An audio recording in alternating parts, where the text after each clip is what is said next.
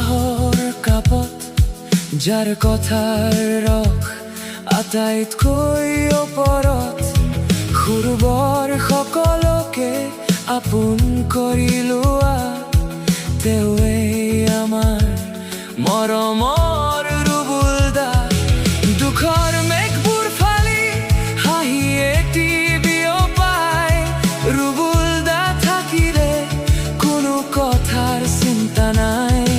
সহজ সৰল মনটো কথাবোৰত অমিয়া, বিপদৰ সময়ত তেওঁ সদায় আগৰণুৱা। সময় বাগৰে সলনি হয় কত সতীৰ্থ, কিন্তু ৰুবুল দাৰ মৰমবোৰ অবিনশ্বৰ, অবিৰ্থ।